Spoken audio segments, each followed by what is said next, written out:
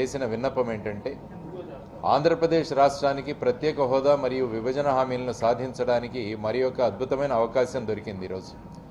మీరు గనక రాజ్యసభలో ఈ ఓటాన్ అకౌంట్ బడ్జెట్ పాస్ కాకుండా మీరు అడ్డుకోగలిగితే కేంద్ర ప్రభుత్వం రాజీనామా చేయాల్సి వస్తుంది.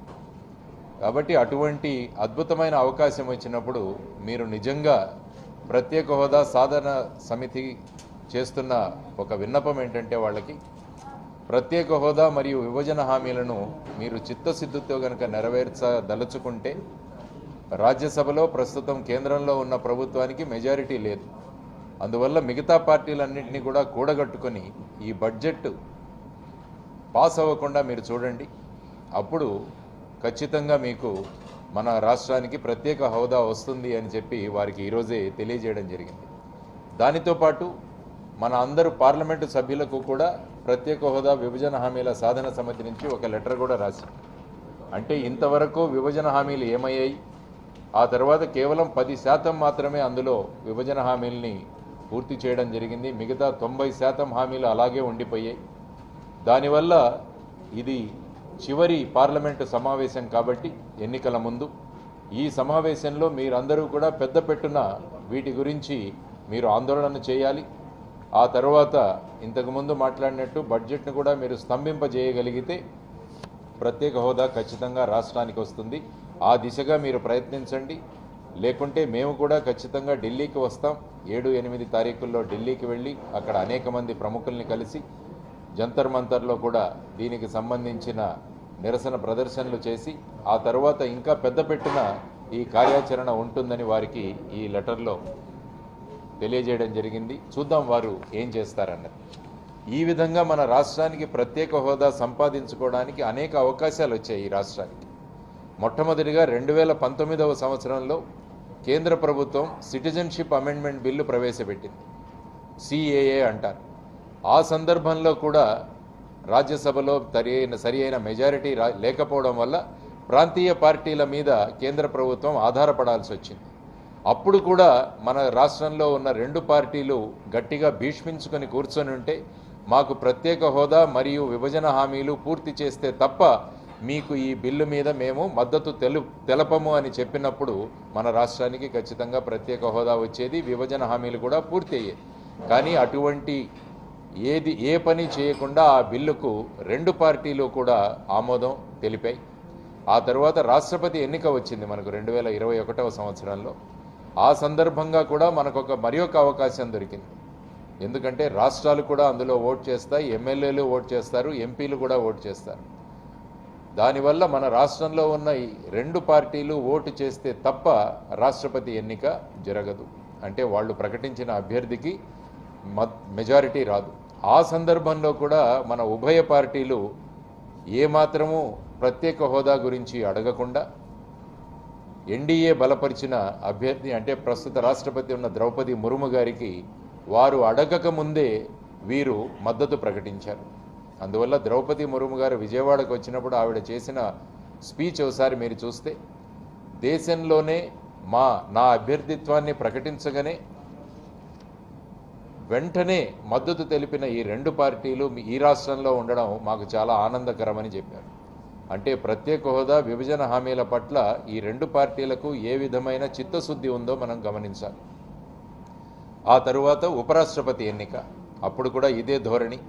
2023వ సంవత్సరంలో ఆగస్టు నెలలో ఢిల్లీ సివిల్ సర్వీసెస్ బిల్ అనే ఒకటి ప్రవేశపెట్టడం జరిగింది. సుప్రీంకోర్టు ఢిల్లీలో కేంద్ర ప్రభుత్వ ఉద్యోగులను నియమించే అధికారం లెఫ్టినెంట్ గవర్నర్కు ఉండదు, అది కేవలం రాష్ట్ర ప్రభుత్వానికి మాత్రమే ఉంటుందని చెప్పిన సందర్భంలో ఒక కొత్త బిల్లును ప్రవేశపెట్టి తద్వారా రాష్ట్ర ప్రభుత్వానికి కాదు లెఫ్టినెంట్ గవర్నరు ఒక కమిటీకి మాత్రమే ఉంటుందని చెప్పిన ఒక వివాదాస్పదమైన బిల్లును ప్రవేశపెట్టినప్పుడు కూడా మన రాష్ట్రానికి ప్రత్యేక హోదా విభజన హామీలను పూర్తి చేసుకోవడానికి మరి ఒక అవకాశం దొరికింది. కానీ అప్పుడు కూడా ఈ అవకాశాన్ని వినియోగించుకోలేదు.